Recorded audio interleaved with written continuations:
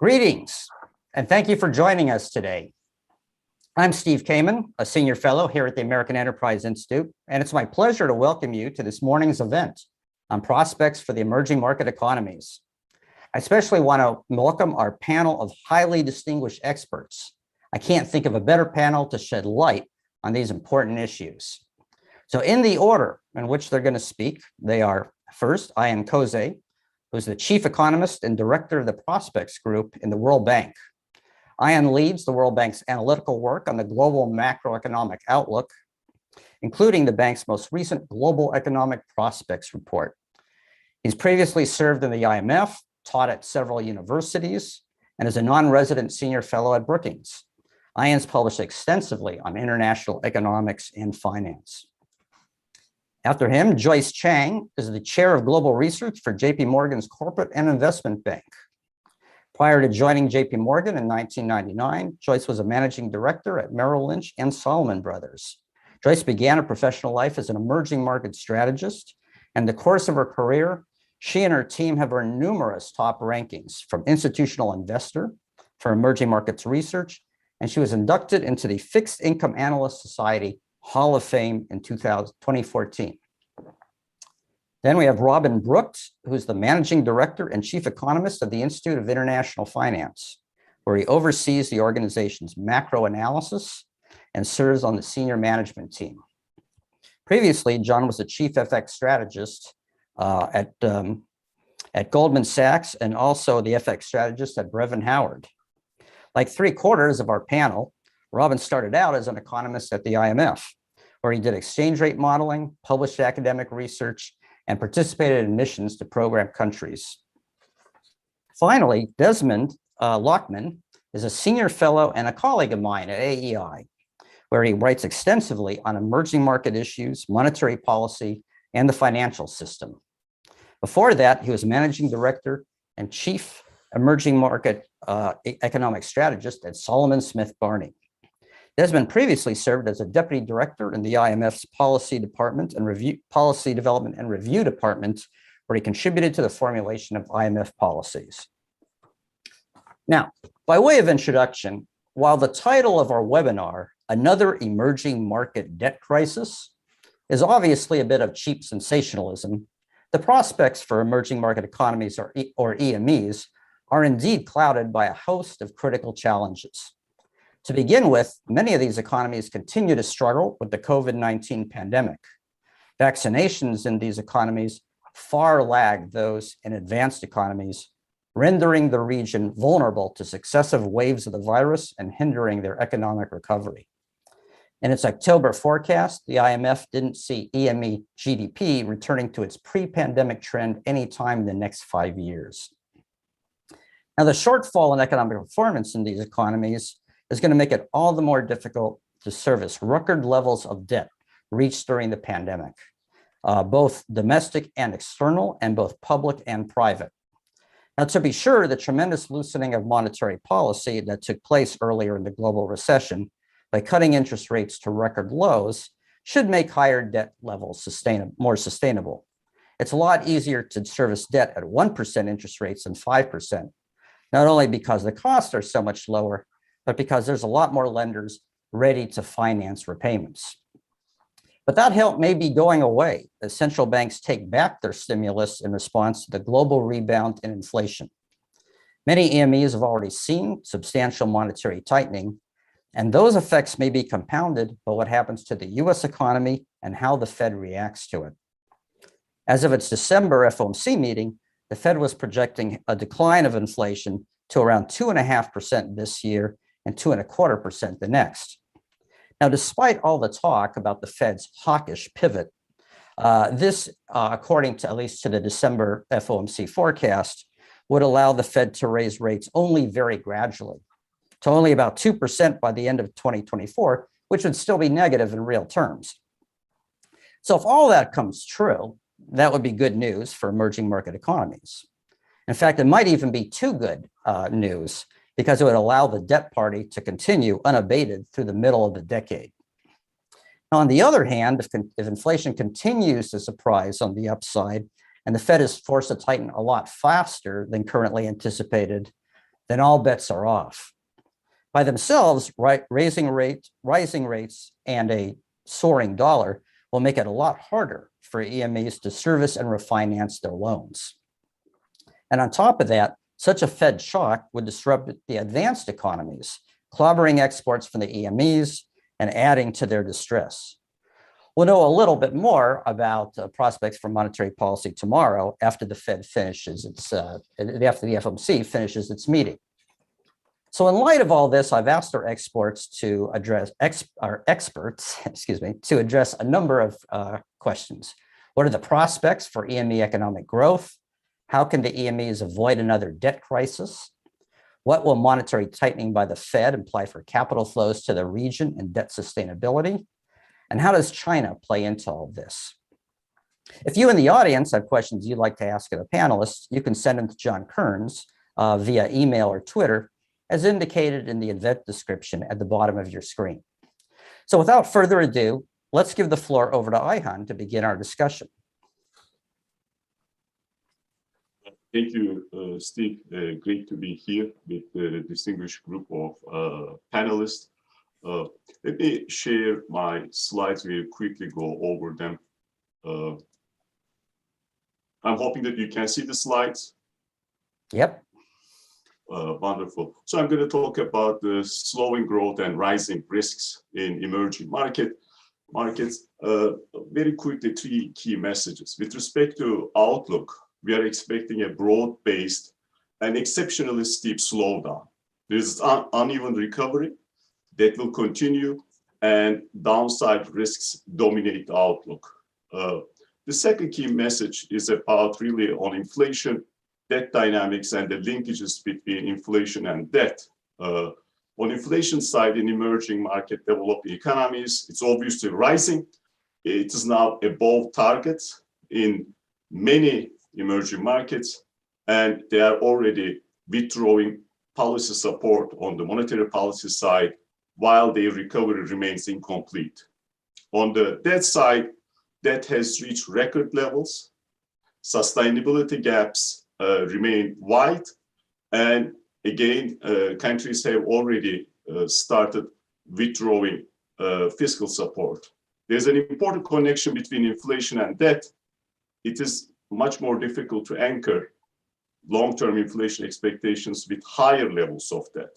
And finally, with respect to policies, the message is clear.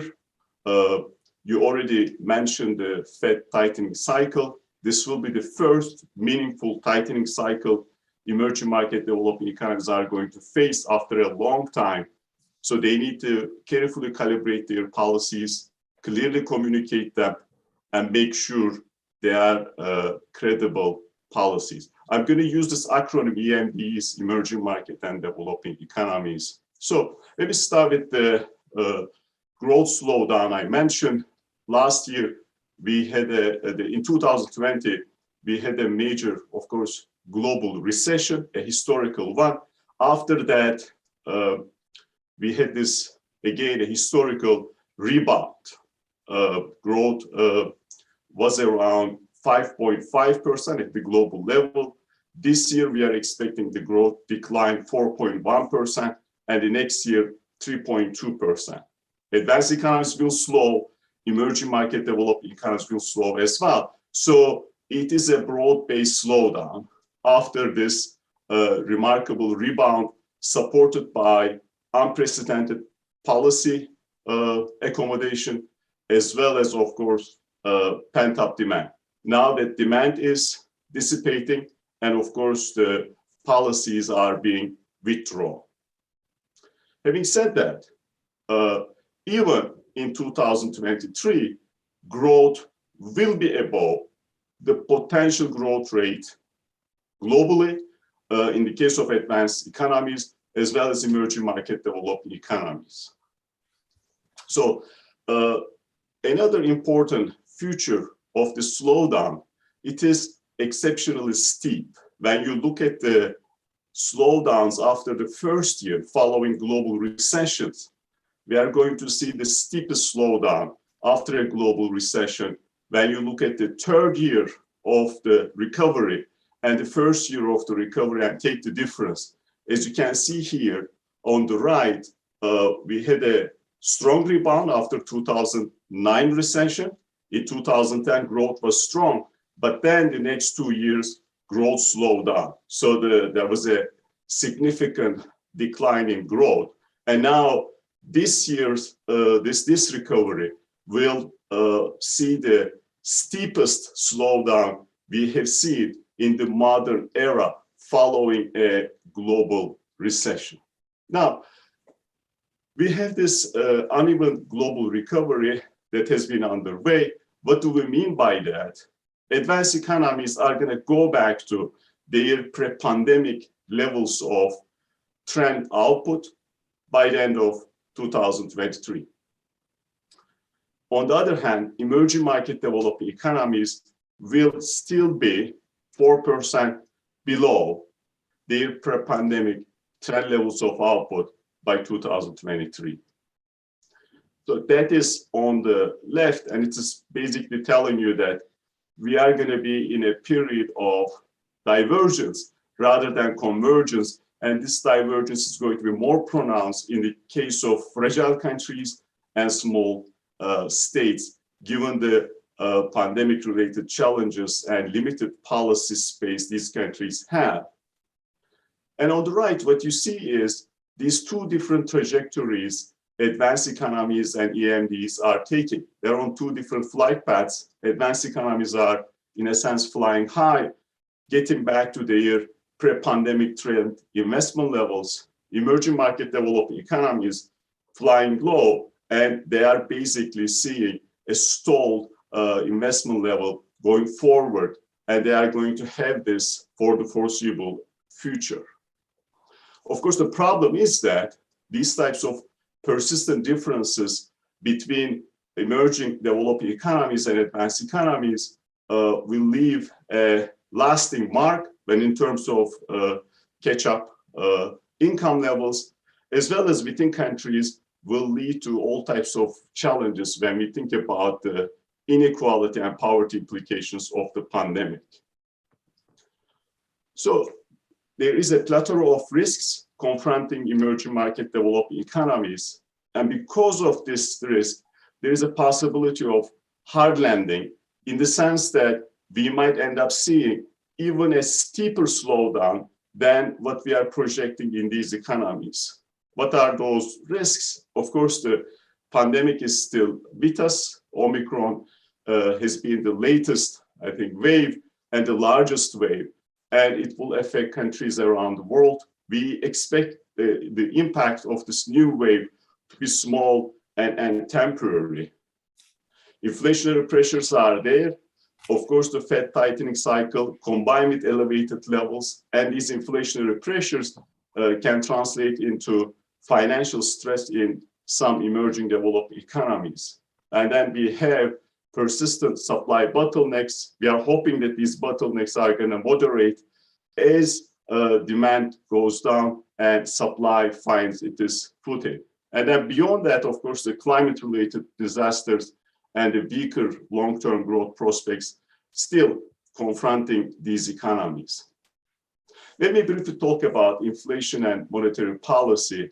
As you see on the left, we saw a rather remarkable turnaround in inflation, the collapse at the beginning of the pandemic, and then the sharp increase. Now, in emerging market developing economies, inflation is above 6%, and that is the highest level since 2011. Of course, the increase in inflation is not necessarily a concern, but when it is above target, it's a challenge. And as you see in the middle panel, more than 50% of these economies targeting inflation now experiencing above target inflation. In response to these inflationary pressures, many of these economies have already started rising policy rates, as you see on the right. So if you take out China from emerging market developing economy group, policy rates in these economies already above the policy rates what we saw in the decade prior to the pandemic. Let me quickly talk about the debt issues. even before the pandemic, we were going through a historical debt wave. Of course, during the pandemic, we saw the single largest one-year increase in debt. Because of that, sustainability gaps widen. There is a little bit of recovery purely because of the denominator effect, GDP rebounding.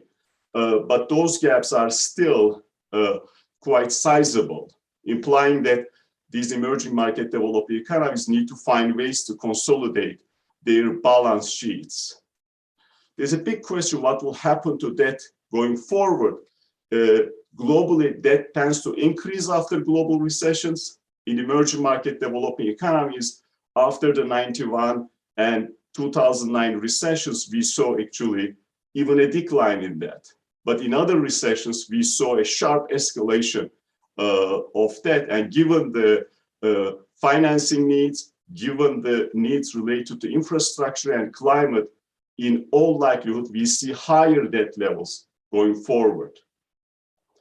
But emerging market developing economies have been trying to address the challenges in the context of their deficits and debt. The fiscal impulse that was sizable and providing a boost to growth is turning into a drag now as they withdraw fiscal support, as you see on the right. And that will continue during the next 2 years. Now, the big challenge for emerging market developing economies is to basically, in an inflationary environment, to make sure long-term inflation expectations remain anchored. During the past 2 decades, many of these economies have made significant progress in terms of putting in place well-defined monetary policy frameworks like inflation targeting, improving transparency and independence of central banks. At the same time, as you see on the left, inflation expectations remains very sensitive to the news and surprises in inflation. As much as sensitivity of inflation expectations to shocks to inflation have declined in these economies. In the case of advanced economies, the story is quite different. Actually, inflation expectations no longer, long-term inflation expectations respond to surprises in inflation after this very long period of low inflation. One important observation about the anchoring inflation expectations in emerging market developing economies, what you see is that when these economies have a well-defined monetary policy framework, like inflation targeting, and they have transparent central banks, they are better in terms of anchoring these inflation expectations.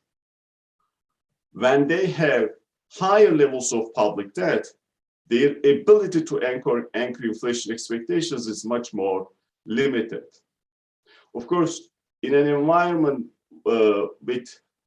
we see uncertainty with respect to inflation and increased inflation volatility, we also need to worry about how that will translate into growth outcomes. And what we know is that inflation volatility tends to have a negative impact on investment in these economies. So let me conclude with messages in the context of policy to contain these inflationary pressures. Here, there are 3 critical messages, whether in the context of monetary policy, whether in the context of fiscal policy, whether in the context of financial policy. Calibration of policies, given the number of shocks we will encounter along this tightening cycle, going to be critical. The other important point is that communicating these policies in a transparent, well-defined manner, and finally, making sure that on the part of monetary policy, as well as on the part of fiscal policy, design of policies brings credibility to the table. advanced economies have a role to play. They need to communicate their policy decisions in a clear and timely manner. In some cases, it is important to clarify the parameters of monetary policy frameworks and setting the stage for an orderly unwinding process going to be important, and adjusting fiscal support accordingly. Let me stop there, Steve. Thank you. Ian, thank you so much for that excellent review of the overall developing economy outlook. Before we go on to our next speaker, I just wanted to, ask you one follow-up question, and then I actually have many questions to ask, but we can talk about those a little bit more after everybody's had their say. But I just wanted to ask you to say a few more words about what was, I think, an important focus of your talk, which was the surge in inflation around the world and the monetary policy response to that.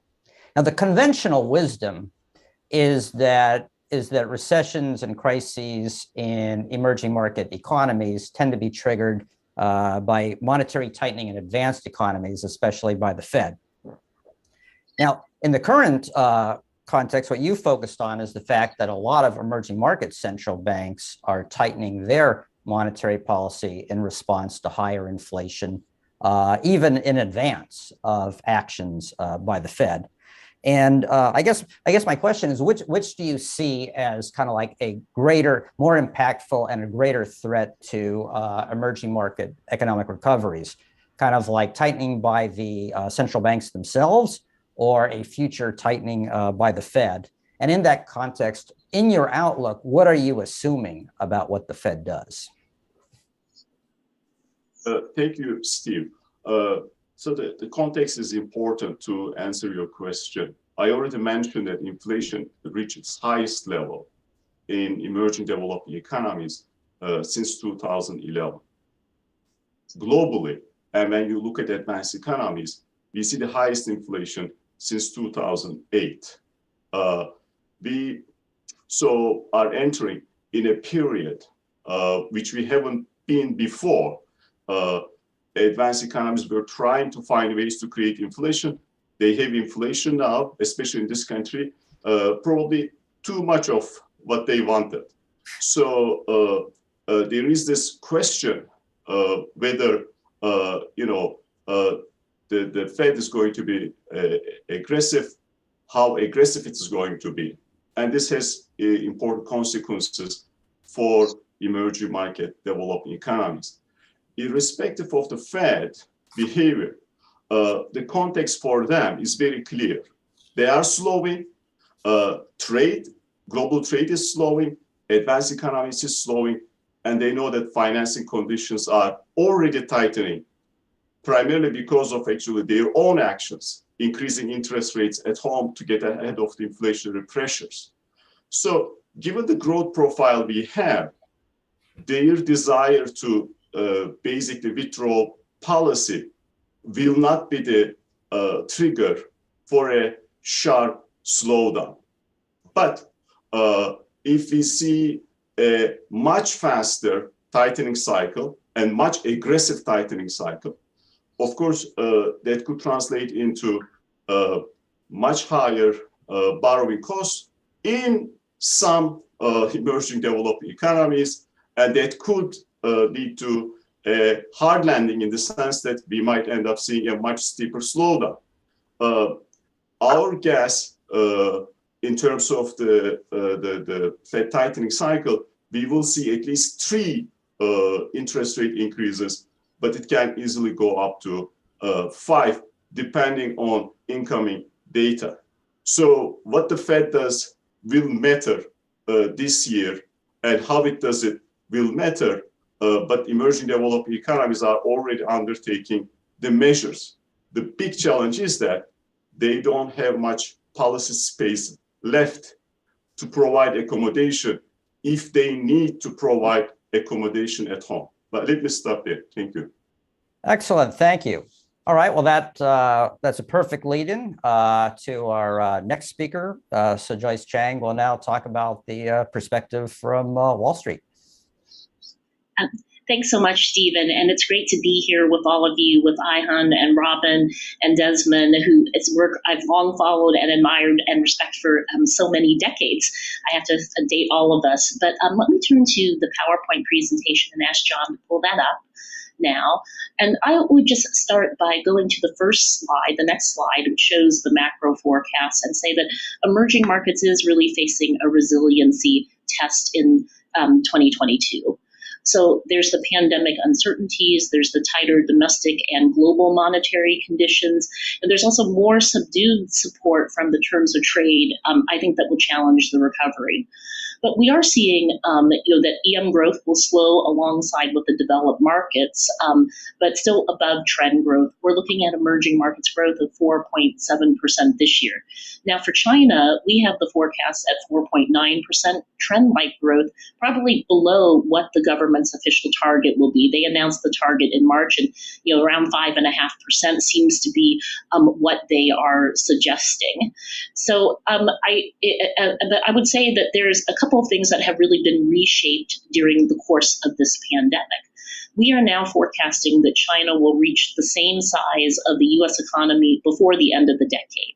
The combination of being the only country with positive growth in 2020, the growth that they had this year, and the currency appreciation has probably speeded up that transition by 3 to 4 years. And if you take a look at this forecast chart, it's hard to see a point where we've seen so many things converge around 4%. People are talking about 4% growth for Europe, the US, and emerging markets, and China. When has that ever happened? We do see above trend growth, with China's growth going down to more of a 4.5% to 5% number over the longer term as they put their common prosperity agenda into place. Now, just very much in lines with what Ihan has said, this is an incomplete and uneven recovery. EM GDP outside of China is 4% off of its pre-crisis path. That's 3 times the hit that happened to developed markets, and you can see that more closely on the next slide. So if you take a look at the output gap, one thing that really differentiates this recovery is how quickly the output gap has closed for the developed markets. During the global financial crisis, we were looking at an output gap that took 34 quarters to close. We're looking at a period which we are calling regime change, much faster and shorter cycles.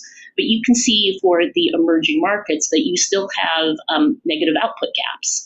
And we are forecasting that this pandemic is taking about 0.5 percentage point off of emerging markets' potential growth. If you take China out of that, it's about 0.3% off of potential growth. Now, before I leave the growth forecast, I do just want to go through what we're forecasting for the Fed and how we are looking at Fed policy and the interaction, and then go to the discussion on monetary and inflation conditions for emerging markets. So we're forecasting 4 Fed hikes beginning in March, and we're forecasting that the balance sheet reduction will be about $1.2 trillion beginning in the middle of this year through the end of 2023. There's not a lot of precedence for this. How do we quantify what quantitative tightening means? But we think that's the equivalent to another 25 to 50 basis points of tightening, sort of back of the envelope. Now, emerging markets, if you... Joyce, you just got muted there. Apologies for that. So if we turn to the next slide, in emerging markets countries, you remember that emerging markets countries started this tightening cycle much earlier than the Fed. Last year, emerging market central banks on average tightened by 160 basis points. And this year we see another 80 basis points of emerging markets ex-China rate hikes. So about half of what was delivered last year. It's at a very differentiated pace of normalization. We do see inflation peaking in the first quarter of this year, but it's going to settle above the pre-pandemic base. And the real wild card here is what happens with energy prices.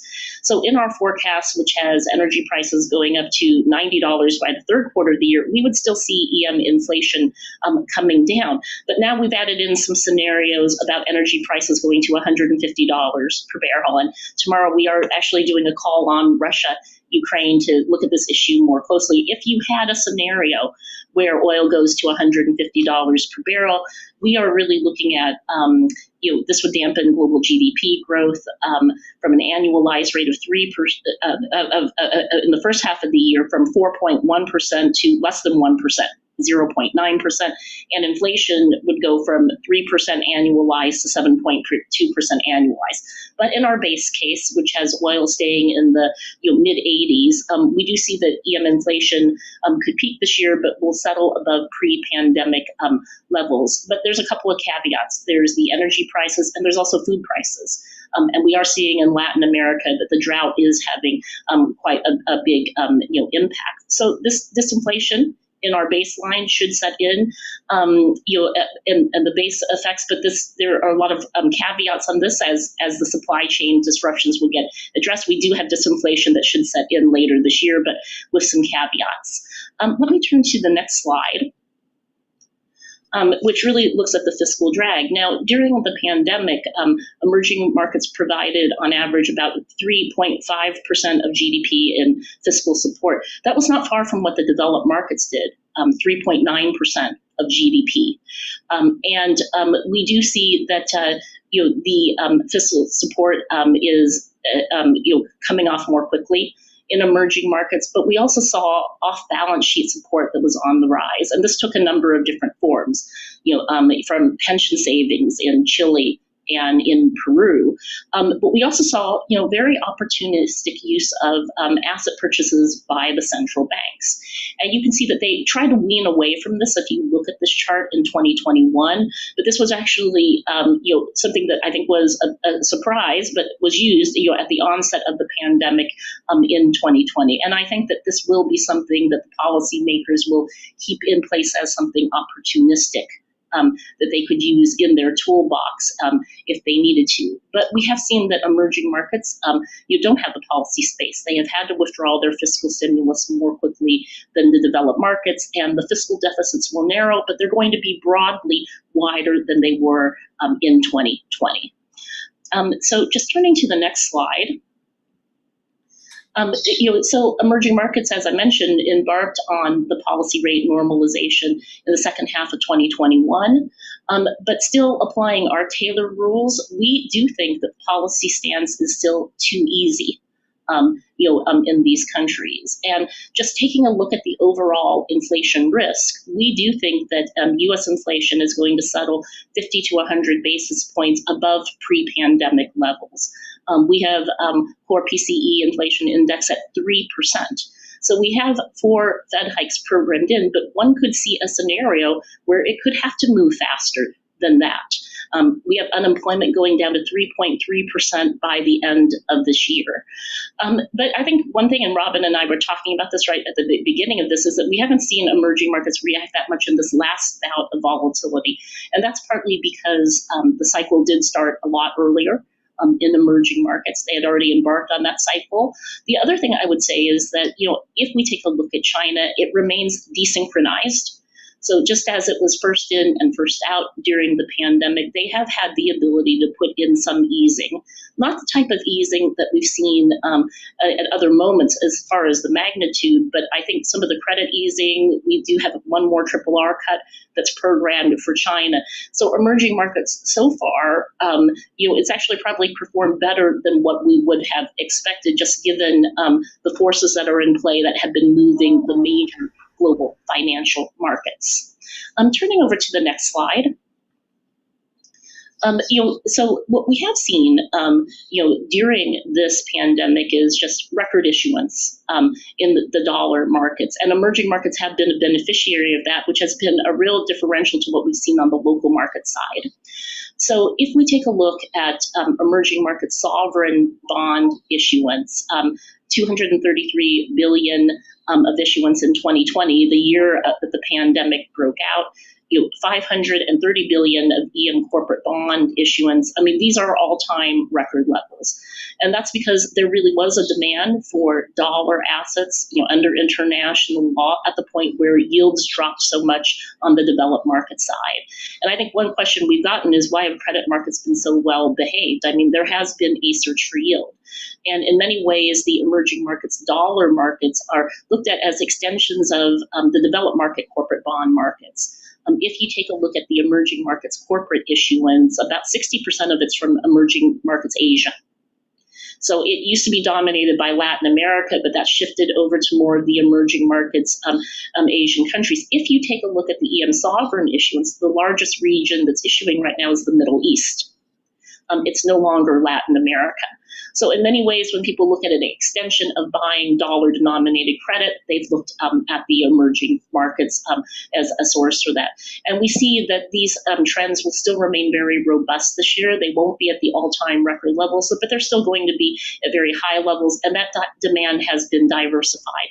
There's a very strong local markets investor base within Asia that holds some of the Asia debt, but there's global bond investors in this market as well. But turning to the next slide, what we have seen is that the local markets, and the local markets meaning taking on the EMFX currency risk, taking on the EMFX rates risk, taking on also some of the local custody issues, has been a very different story. And we've seen the underperformance of emerging markets equities and emerging markets local markets over the past decade. And for those of us who are longtime emerging markets watchers, the whole original thought had been that you buy EM local currency, you get rid of original sin, the currency mismatch, and this is the way in which the markets will develop as emerging markets converge. The reality of this has been quite different. We saw the peak, actually, of foreign participation in EM local markets back in 2014 at the time of the Fed taper tantrum.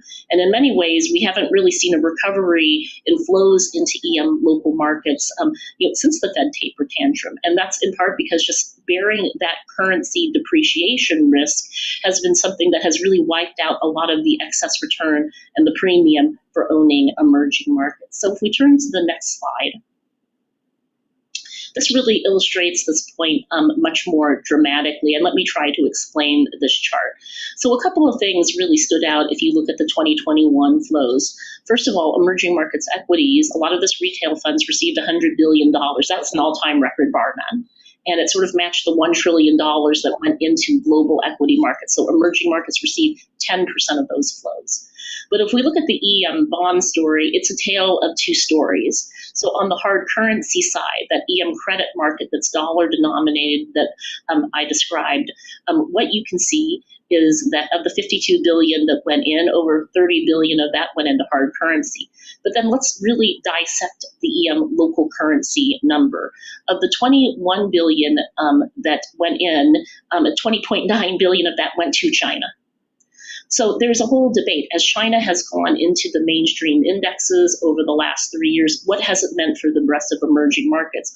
Well, if you take a look at this line, EM ex-China, it's third from the bottom, you can see that there has only been 1 year of positive inflows into EM local currency in 2019. If you actually aggregate this from 2018 year to date, you're at negative net outflows that are around $5 billion.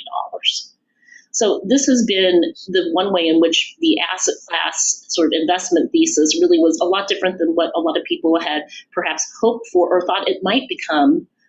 Years ago when there was talk about EM local markets as an asset class, getting rid of the original sin, and this is because of the EMFX volatility, something that Robin, who speaks FX, is an expert on.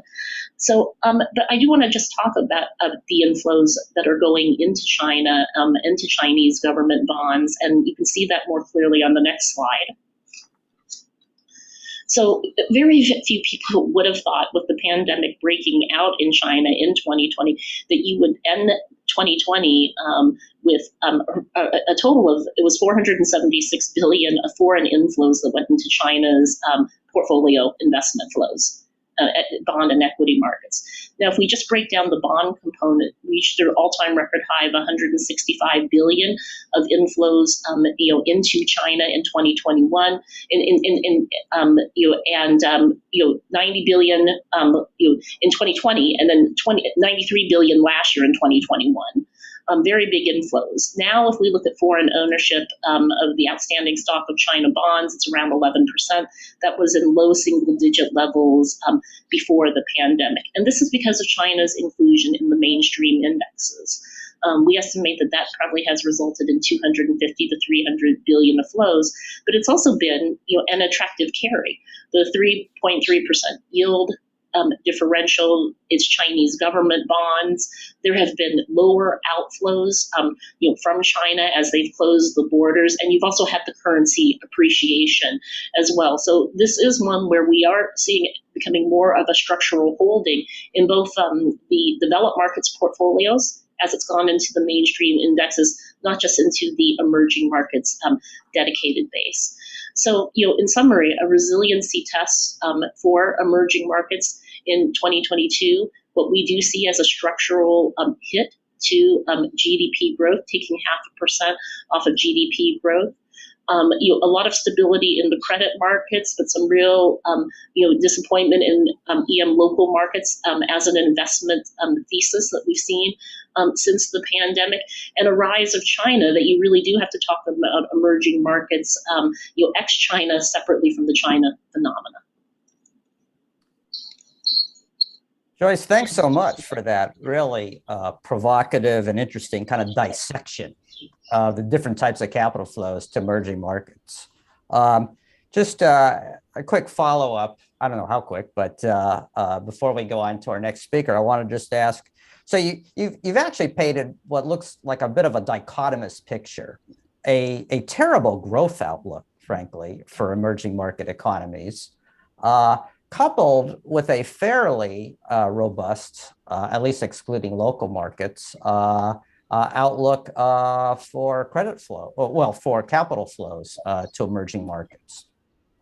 And it's interesting that over the last few weeks, even as U.S. stock market has started to crash and burn, and expectations for Fed tightening are surging, that actually U.S. corporate credits bond spreads, high yield bond spreads, and emerging market bond spreads have all stayed pretty darn narrow. It kind of seems like investors might be oblivious to some of the rising risks in the region, as Desmond will remind them of shortly.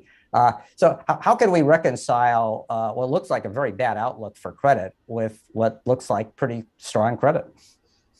Well, this year we are forecasting that you will still see 1.35 trillion of U.S. corporate bond high-grade credit in the marketplace. And I think that what you've seen is that issuers have extended duration. And so the maturity structure this year is actually more favorable. So even with 1.35 trillion of issuance, we see net issuance coming down 12%. So you've had, demand for the U.S. corporate bond, supply that's been in the market, and that's partly because of the, still, even in this interest rate environment, trying to pick up some differential. Even if you have just sort of on, factoring in the Treasury performance and net negative return. So we have not seen the demand change. But the other thing that we've really looked at is the debt service, and what the interest payments are over a historic period. And for U.S. corporate bond repayments, you're at levels that are sort of going back all the way to like the 1960s in some cases. The difference between this crisis and previous crises is that, corporate balance sheets and household balance sheets are much more flush with cash this time. So, the silver lining of all of this regime change that we're talking about is that, so we've seen an end to the great moderation. We're in for this period of shorter and faster cycles, but the silver lining is happening at a point where there's actually quite a bit of resiliency on the corporate balance sheet side, on the household balance sheet side. But I do think that the thing to watch, with the Fed is that I could see the equity market volatility persisting. What they will really probably focus on is if credit conditions really do change. And if the financial conditions really do change, beyond sort of the noise of the asset reflation we've seen and volatility in those markets. And we're not really seeing that occur right now. We're seeing that corporates have been able to issue, and they've also been able to refinance the debt. So we don't have a scenario where we're looking at this cliff, a repayments cliff. I mean, you have been able to, in this low interest rate environment, really stretch out maturities and refinance the debt in the way that has made the maturity structures manageable. And emerging markets have benefited from that as well. It's a longer duration asset class for the dollar debt. It's slightly longer duration than the U.S. high grade markets. Well, thank you. That's I certainly hope you're correct. It looks like a flood of Fed liquidity floats all boats. Let's hone in now on capital flows to emerging markets and their responses, and hear what Robin Brooks has to say about that. Thanks so much, Steve, for having me on this panel. It's really a great panel to be on, and the discussion so far has been super fascinating. Steve, please ask me about spreads. I have a couple thoughts on whether there is a puzzle, also in comparison to 2013 when I'm done. So I thought that what I would do, both the presentations of Ion and Joyce were focused on the near-term conjunctural outlook, the growth slowdown going forward, some of the issues digging ourselves out of the COVID hole. So I thought I would paint a little bit of a bigger picture on emerging markets and talk about what I see as stylized facts that define EM today, which are very different stylized facts from what defined EM a decade ago or before the global financial crisis. EM has completely changed. It's a completely different investment proposition. And there are true underlying macro reasons for that. And so I want to talk about that. And then I want to talk about what the policy prescriptions are. So let me do the hardest part of this and share my presentation if I can. So stylized facts in emerging markets. Let me start by talking about devaluation. I have 4 stylized facts. This is the first one. In emerging markets, over the past decade, we have seen huge real devaluations. I am emphasizing the word real because when we have a devaluation in nominal terms, as you all know, that tends to push up the price of imports.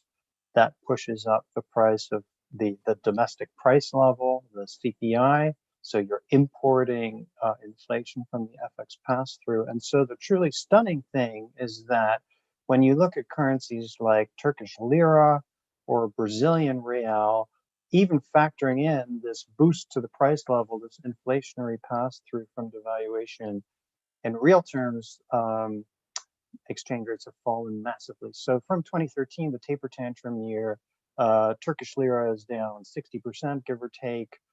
Argentinian pesos down 40, Brazilian reals down 40, Colombia is down 35. These are massive, massive devaluations. And it is one of the defining features of emerging markets over the past decade, which goes back to some of the discussion about local currency debt and is it a good investment? If you're investing in local currency debt, you obviously take the hit on currency depreciation. It becomes a problematic investment. And among IIF members, asset managers, and EM investors, there is a big ongoing discussion about whether or not local currency debt at this point in EM is a good investment. And many of our members say perhaps no. Second, stylized fact is growth. Now, Ion's presentation was very focused on the 2020 rebound and the 2022 slowdown. I think there's a lot of base effects that muddy the picture there. I think the stylized picture that you want to focus on, EM growth has been slowing for a long time. So the left chart here shows you when you exclude the 2 behemoths, China and India in terms of size, and you look at the rest of EM. The left chart shows you that in blue. It shows you year-over-year GDP growth. Then the stunning fact is that relative to growth in advanced economies, so that's developed markets, the black line, EM really hasn't outperformed advanced economies. And that's really quite shocking because at the end of the day, emerging markets are a carry trade. Higher growth versus lower growth in advanced economies. If that basic proposition no longer holds, you have an issue. Okay, the right chart just shows you 2019 growth. So before COVID, and my point there is, look at key emerging markets like Mexico or South Africa on the very right side of the chart. These guys weren't growing before COVID, right? There was a growth issue in many emerging markets that predates the virus. Third stylized fact: no policy space. So advanced economies, especially the United States, we talk about the exorbitant privilege, the truly stunning ability to raise debt to GDP in the United States by 20 percentage points of GDP, and it looks like longer term yields on treasuries are doing nothing. And that's really a testament to conservative policymaking in the past, the ability to issue, credibility in markets, and so forth. So the only emerging market that came anywhere near the kind of fiscal stimulus that the United States did is Brazil. The left chart shows you the Brazilian deficit in 2020, which came close to the United States, and in particular, the change in the deficit relative to the previous year, which we think of as stimulus, that was comparable. Well, guess what? Brazil got absolutely hammered in financial markets. Turkey was the only other country that did aggressive stimulus via credit. And of course, Turkey has gotten hammered even more than Brazil. The right chart on the vertical axis shows you the change in the trade-weighted currencies in nominal terms of different EMs. And on the horizontal axis, it shows you the change in local currency bond yield since the end of 2019. You can see that currencies have depreciated, local currency bond yields have shot up. So those emerging markets that tried to do stimulus, like the G10, got completely whacked. So markets are not giving them policy space. Last stylized fact, and this just repeats what Joyce said, a very important point. China has been opening up its markets to foreign investment.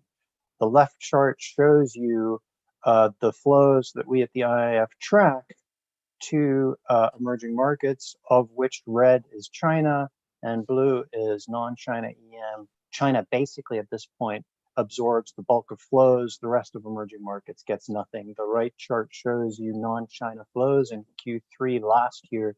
They were zero. In Q4, they were very slightly positive to non-China EM. So stylized facts in emerging markets are big devaluations that are ongoing. They're not a short-term thing. They've been going on for a decade. Lack of growth outperformance vis-a-vis advanced economies, no policy space in terms of, in particular, fiscal policy, and weak growth, which really is the summary weak flows, which really are a reflection of the previous fundamentals. So what should emerging markets do? The story in EM now is that we're in the middle of a hiking cycle, an aggressive hiking cycle. The left chart shows you policy rates across emerging markets. Is that the right thing? I'm not so sure. The one thing that emerging markets have going for them in most cases is floating exchange rates. We are long gone from the kind of fear of floating, defend the level of the currency days. Most emerging markets that are big are inflation targeters. And so is this hiking cycle that we're seeing the right thing? And should emerging markets be open to allowing their currencies to depreciate more? Perhaps the equilibrium level of some of these currencies is a lot weaker given this growth challenge, lack of policy space, and so forth.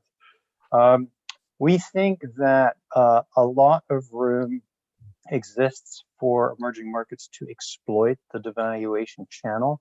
We think one of the perhaps misleading things in the narrative in international macro these days is the dominant currency paradigm, which basically says exports goods are heavily dollar denominated, and so devaluation really isn't a good way to boost growth or exports. We disagree with that. If we look at historically large permanent devaluations, so we filter those out, there's about 24 episodes of devaluations of 20% or more in real effective terms. If you look at the right chart, you can see that export volume growth in black roughly doubles from before devaluation to after. So there is a clear transmission to exports, and the dominant currency paradigm, I think many emerging markets want to take with a grain of salt. You see this in the data. Some of the emerging markets that have seen the biggest devaluations in export volumes, exports are really picking up. So Brazil, for example, if you look at export volumes in the left chart in blue, export volumes have been rising quite sharply in an unprecedented manner, consistent with the real devaluation, which is very big. And Turkey has one of the most positive export volume pictures across emerging markets. Again, it's consistent with a lira devaluation that's been ongoing for many years. So I think we're a little bit cautious here. We are worried about the long-term underlying growth picture. We think a lot of emerging markets have established a lot of credibility. So now is the time to use that, let the Fed tighten, import a little bit of currency devaluation, and retool your growth model to more export orientation. Robin, thank you so much for that very provocative presentation. I actually wrote my senior thesis several centuries ago on the topic of devaluations in developing economies. So I have many, many questions to ask you about that, but you have requested that I ask you about spreads, and that's good too. So I will. So my question is, well, first of all, with all the terrible things that all of you are saying, not to mention the terrible things that Desmond will say about emerging market economies, and with the decline in capital flows that you mentioned kind of toward the end of last year, and then with our meltdown in the U.S. stock market, et cetera, why are spreads so for emerging market bonds continue to be so narrow? What are investors thinking about that we are not, or vice versa? Thank you for asking me the question, which I asked you to ask me. I just do my job. So let me take you back to 2013. So in 2013, I was a lowly FX strategist on the trading floor at 200 West at Goldman. So that is the FIC trading floor. And as everyone knows, 2013 was the year of the taper tantrum. That had a huge impact on spreads, had a huge impact on emerging market currencies, which devalued. Why was that such a big shock, and why are we not seeing it now? So in 2013, Ben Bernanke, in perhaps the pivotal press conference, talked about how the 10-year yield, long-term real rates were too low. And he basically verbally intervened to push longer term interest rates in the United States higher. There's a whole backstory to that. There was a view among senior people at the Fed, yourself perhaps included, that financial conditions were too loose in the United States, that they needed to tighten, and that the way to tighten them was to talk up longer term yields and inject volatility into a 10-year, which at the time was 1.6% and seen as criminally low. Okay. During the June FOMC press conference, Bernanke was also very careful to say, we are not touching the policy rate. We're on hold. This is all about long-term yields and financial conditions. So markets should not confuse liftoff with anything that we're doing. So what is happening today? Today is the polar opposite. We have communication from the Fed on front end hikes. We have markets pricing more and more hikes in 2022 and 2023 and 2024, but the 10-year is going nowhere, right?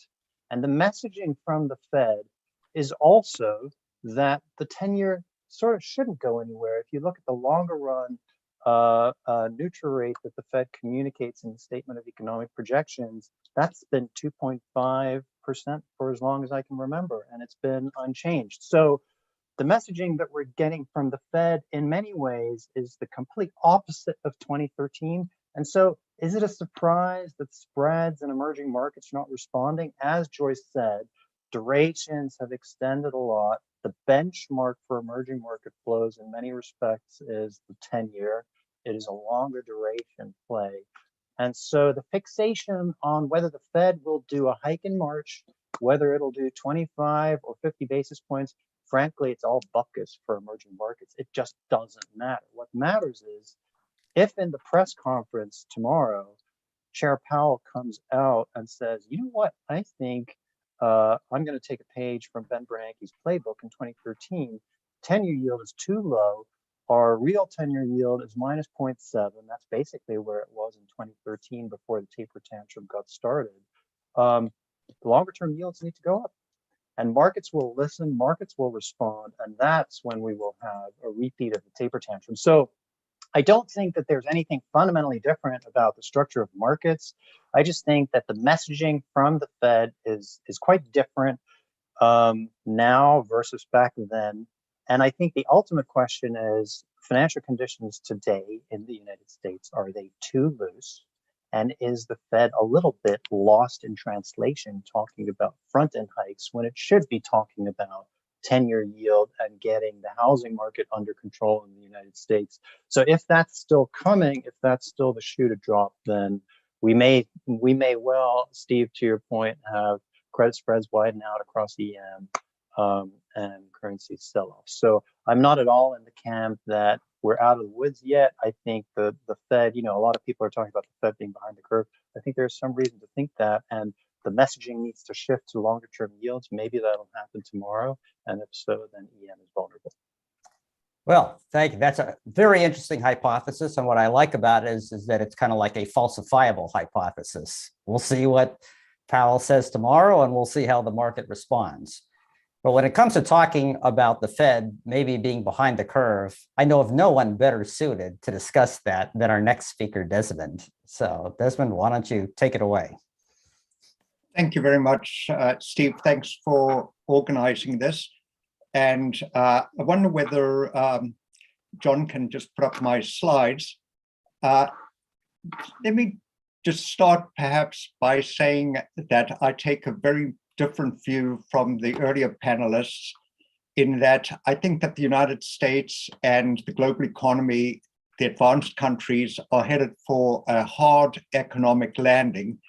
And the reason I say that is because I think that we've got a series of asset and credit price bubbles that are about to burst.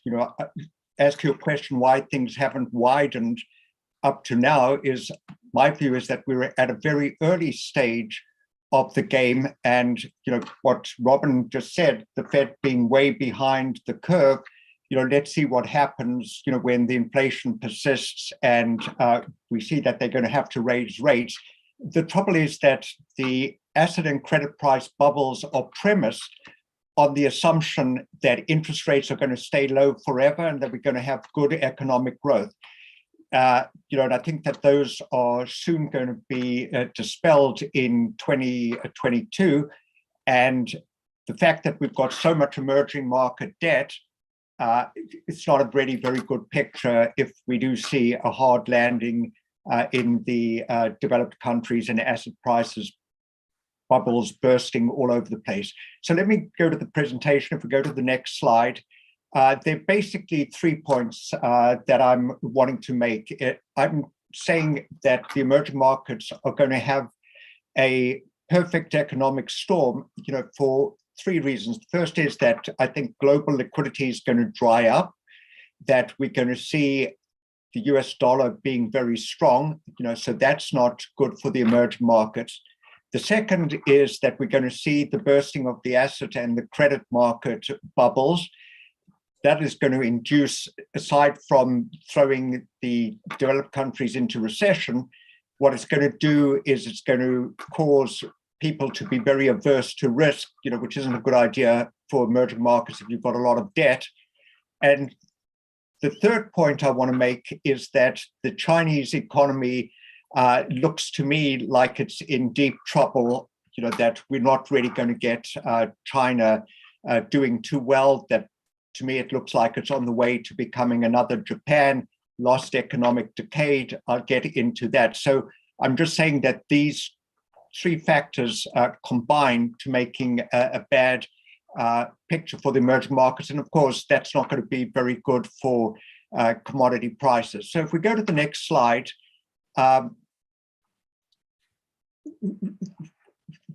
would say that what we've been seeing right now is we've been seeing something unprecedented in terms of credit expansion, Fed policy just being awfully easy. It doesn't surprise me. I think the only thing that I've been surprised about is that the inflation hasn't been stronger than what we've had to date. If we go to the next slide, the underlying problem is, this picture really bears it out. If you just look, this is the expansion in the balance sheets of the main central banks. This indicates the amount of bond buying that they've done. So it's quite incredible. If you look at the red line, that is the Fed. In the space of less than a year, it managed to buy $4.5 trillion of bonds. The same thing with the blue line is that you've got the ECB doing the same thing. So what we've done is we've pumped up $10 trillion into the market. So that is really what's caused all sorts of interest rate spreads everywhere to go down, asset price bubbles to occur. If we go to the next slide, what it's also done is interest rates are negative in real terms. So, the notion that you're going to raise interest rates by 3 times this year and that's going to have a dent in inflation seems to me a little bit far-fetched. When we've got the blue line here is United States interest rates pretty negative in real terms. Let's go to the next slide, which just shows that monetary conditions in the United States have been incredibly loose. This takes into account equity prices, interest rates, exchange rates, shows that we've just had awfully loose monetary conditions. If we go to the next slide, what concerned me is that those very easy monetary policy was coinciding with public spending increasing by something like 25% on a cumulative basis in the United States over the last 2 years. So we've had this combination of very easy monetary policy, very easy fiscal policy, then we had a bunch of supply disruptions. So if we go to the next slide, there's no surprise that inflation is now at a 40-year high in the United States. This should be updated. December was 7%. So it's really setting us up for a Fed tightening cycle, which, as I say, isn't going to be good for the for emerging market capital flows. If we go to the next slide, which is, Robin's better qualified to talk about this slide than I am, that showing that, during the course of 2021, we've had slowing inflows to the emerging markets. Let's go to the next slide, please. I just want to talk about this just for a moment, because this, I think, is pretty crucial, that if the Fed does have to keep raising interest rates to deal with an inflation problem, we've got what I would call a global everything asset and credit market bubble. So what we've got is we've got bubbles in the equity markets, we've got bubbles in the housing markets, we've got bubbles in credit markets, credit spreads awfully low, like Steve has been mentioning, not just emerging markets, but elsewhere. The Eurozone's got a debt problem. But I just want to focus on the next slide, which just shows two of these bubbles, which I'm surprised that nobody seems to be talking about, that the blue line here is the Shiller cyclically adjusted S&P price earnings ratio. If you take a look at this chart, this is a 100-year chart. We're at levels today that we've only seen, the only previous time that we've seen anything like this was in 2000.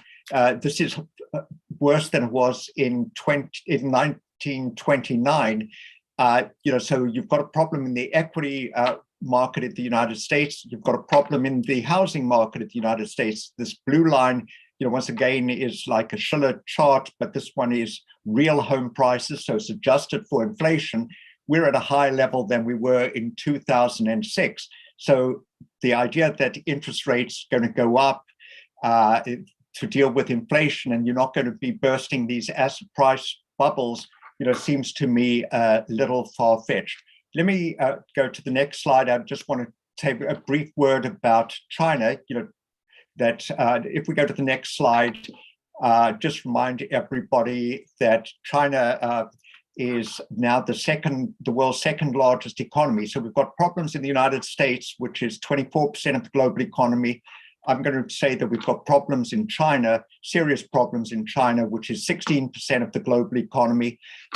So this is not a good picture for asset and credit market prices that are based on the idea that growth in the global economy is going to be doing very well. Let's go to the next slide, which shows that growth in China is already slowing. But if we go to the next slide, I want to just mention two big problems with China. Forget about the fact that they've got a zero COVID policy, or they've got a demographic policy, or that there's the common prosperity program.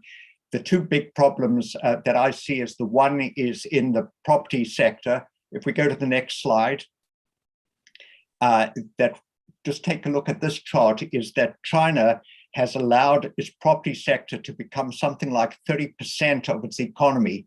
You just look at the United States, is practically half that level. So what they've done is they realize now that the property market has been too large. They're trying to rein it back. That's why you're getting problems in places like Evergrande. If we go to the next slide, another aspect of they're having a property bubble that it looks like it's in the process of bursting, that they're really going to have to totally readjust their economy. We see that house prices, the price to income ratio, cities like Beijing or Shanghai make London or New York look very cheap. So one's got a problem there. I would just say that, from the emerging markets, even if China succeeds in maintaining growth, what is going to happen is the growth is going to shift away from goods, stuff like the property sector, which will demand imports from everybody else, will keep commodity prices up, to services, which isn't good for commodity prices. So the emerging markets will really be hit by China. If we go to the next slide, please. Let's just go one further. What I would say the second problem that I see that China's got is it's got a credit bubble, the likes of which have really been seen before. You see that credit increases by something like 100% of GDP in less than a decade. That, if we go to the next slide, please. That is worse than the two other examples of credit bubbles not doing too well. The blue line is the United States, and the green line is China. So you see the increase in, try to say the green line is Japan. So you see the Chinese chart, which is the red line, shows that China has had the mother of all credit bubbles, And generally, those don't end very well. So in short, that's where I see it, Steve, that I see the emerging markets really going to have a very difficult external environment. So I don't see that ending too well for them this year. Thank you. That's where to stop. Thank you, Desmond.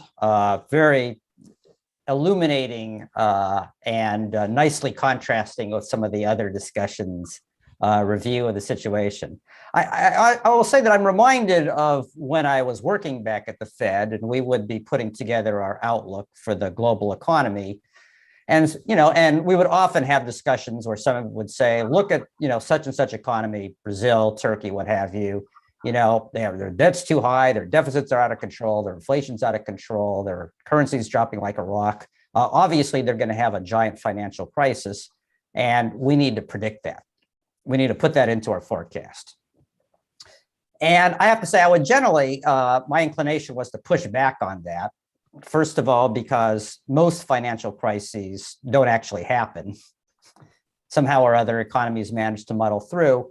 And then secondly, even if you did think an economy was running into crisis, you'd have to, in the forecast, you'd have to say when it was going to go into crisis, how bad it would be, what its effects would be. And so routinely, we would just not assume a crisis for our baseline projection and then put that in as an alternative scenario. So I think that that's kind of like the premise under which some of our colleagues on the panel are operating in terms of their outlook. But just turning to China, obviously lots of risks, huge bubble, looks like Japan in lots of ways. But don't you think that the Chinese government has both the will and the resources to kind of like head off a crisis like the kind you're talking about? And they're supported in that sense by capital controls that make it so that Chinese depositors really have nowhere to flee, even if in other countries there would be a run.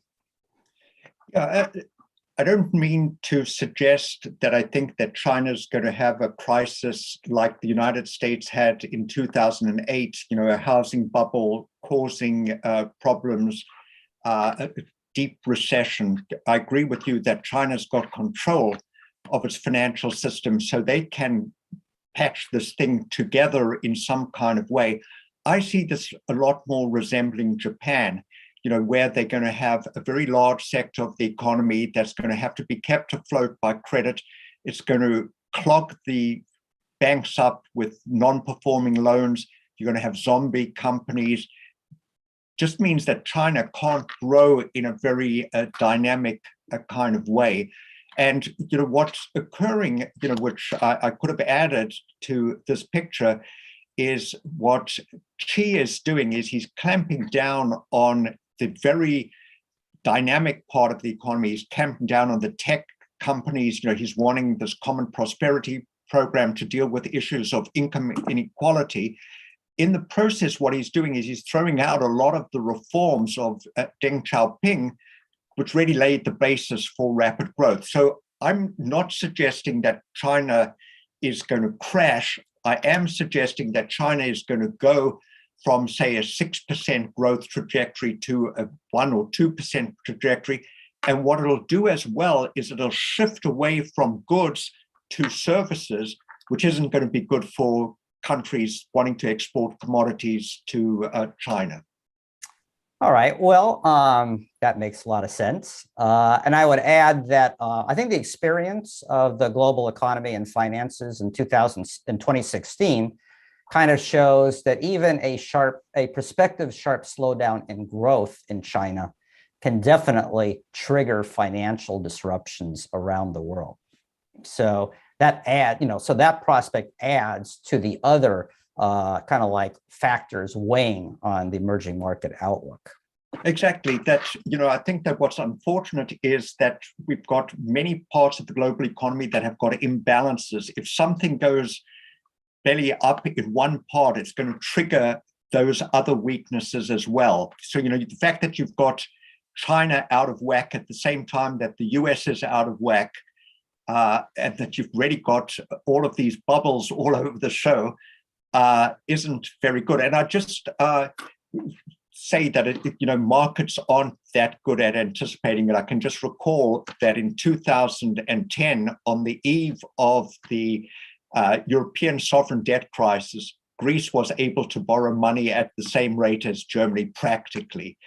So my experience in the markets are that they tend to miss these things. That is Can I true. add something to Please. that? Steve, can I jump in? I'm happy for this to be a free-for-all at this point, so go at it.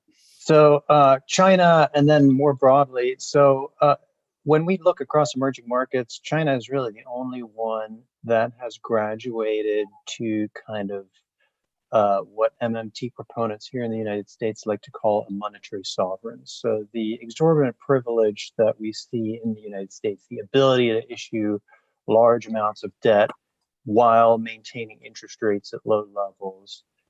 China certainly on the surface exhibits all of that. And so a lot of the discussion around China is really, in our view, completely distinct from what is going on in the rest of emerging markets.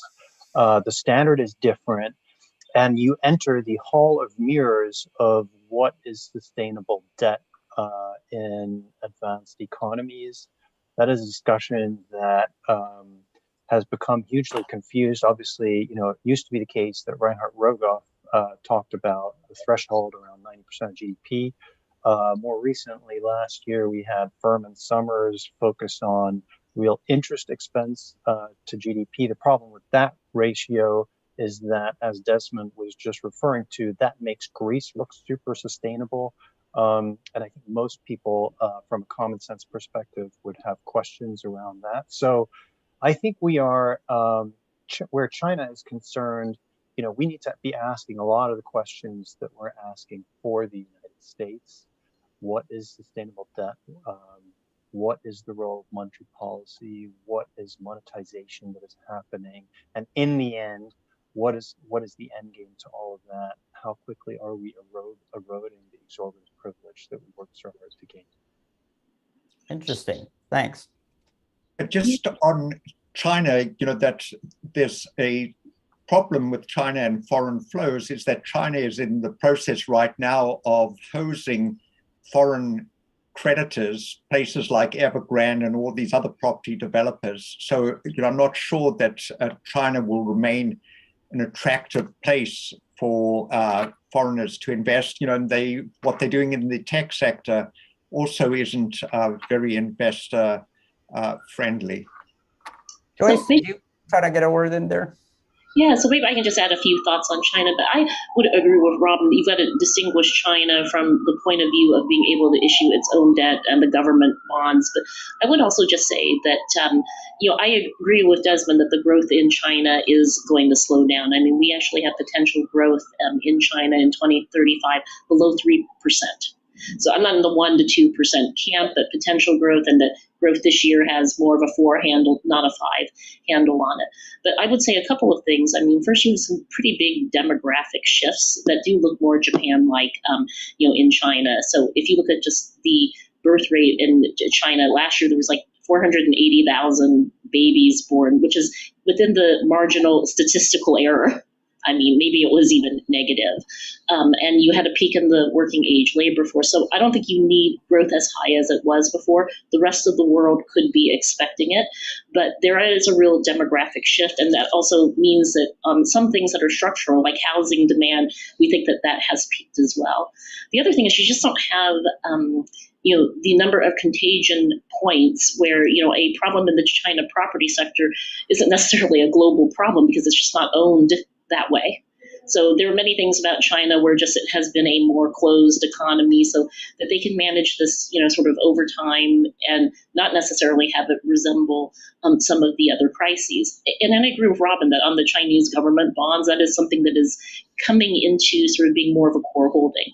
And on the financial tightening piece of it, I would distinguish what they're doing on the tech side. They're investing in deep tech, things that they need like robotics, the automation, because of the demographics, the clean energy, but things that are like the large internet platforms, like community gaming, things that they don't necessarily see that are more entertainment, like group chats, that's what's suffering more. But the one thing I would just say for a lot of people who are looking at China is that there's a big difference between doing business with China, given the size of the market, versus being a portfolio investor in China. And I don't see that corporations are necessarily going to change, their view on just China's role in the global economy. That even with a slowdown, it is ascending as growth in developed markets comes down to, being the size of the U.S. economy. So I would just distinguish between portfolio investing versus or the doing business in China aspect of it, which I think a lot of corporations see as a necessity, and then they have to figure out the way to do business in China. Interesting. We're actually running just about at our time. So I'd like to maybe hear a minute or two from each of you about a takeaway from our audience. But before we do that, Ihan, did you want to maybe add anything on the China issue? Yeah, very quickly, in the case of China, obviously growth disappointed last year, at least for us. We ended up lower growth than what we expected last year in June for 21. We also downgraded our growth forecast this year.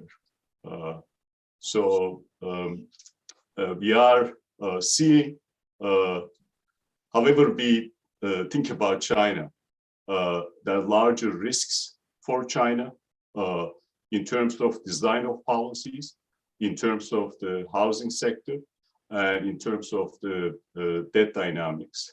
So at the same time, Steve, as you mentioned, there is no question China has the will, and in most cases, the kind of the policy space to counteract these headwinds. It is going to slow. At what pace it will slow, whether Chinese authorities can do what they have done so far, engineer that slowdown very gradually, it has to be seen. But there is no question growth will slow, and the risks are much higher today than over the past decade. Excellent, thank you. Well, I have many, many more questions than the remaining 3 minutes to have you answer. So I think we're going to have to wrap things up, but I'd like to, as I say, to hear a little 1-minute takeaway message from each of you. And why don't we proceed in reverse order, starting with Desmond and then going to Robin, Joyce, and back to Ihan. I guess all I can say is it would be good if we could start from a different place, but we're stuck here, this is going to play out, and I think it's going to be very rough riding. The only thing I'd say is I don't agree with Robin that the currency can be used to really save many of these countries, because many of these countries have got fiscal problems and got inflation problems. They can't afford to just let their currency slide, because otherwise then they're going to have a public sector sustainability problem. So I'm not sure that that's a way out. Robin, you've got a minute to either put out your own takeaway message or respond to Desmond's aggression. I think I'll private message Desmond if that's okay. So I would start from the epicenter, which is that financial conditions in the United States are extremely loose, even with all the Fed shift that we have done. Fed messaging has been focused on the very front end of the interest rate yield curve in the United States.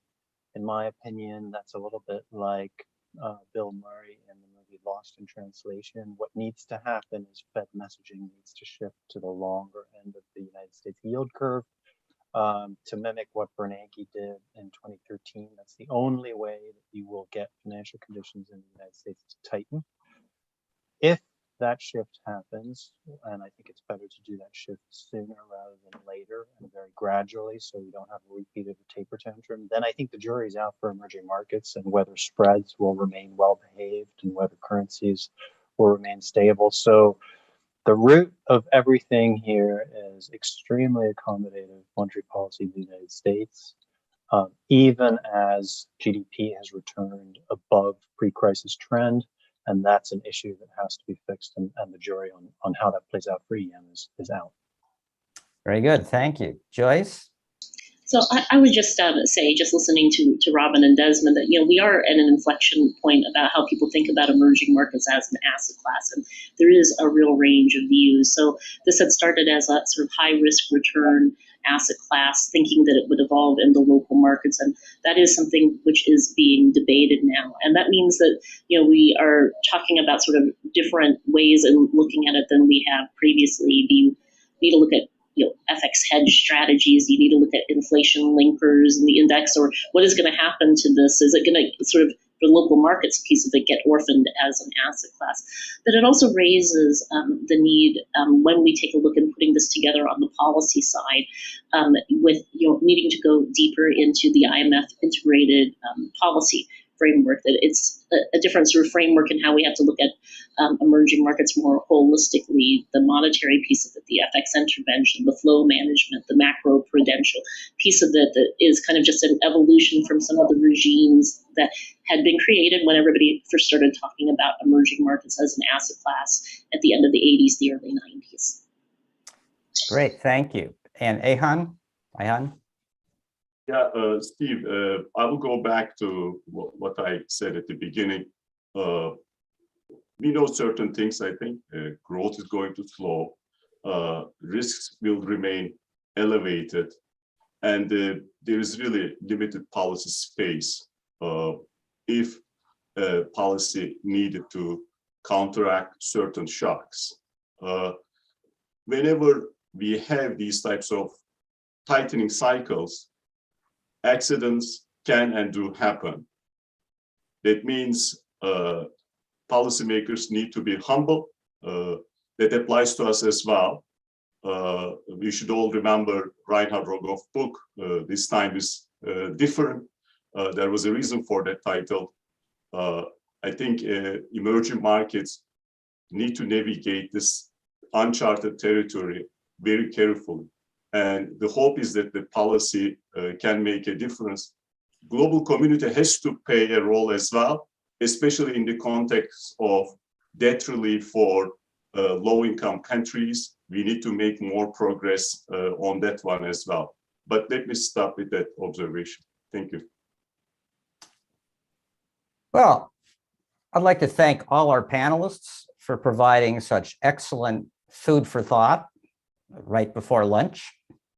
And I'd like to thank our audience for tuning in and listening to us. So I hope you and the audience have a great day and a great year. And I look forward to seeing you all sometime soon. But thank you very much, and bye-bye.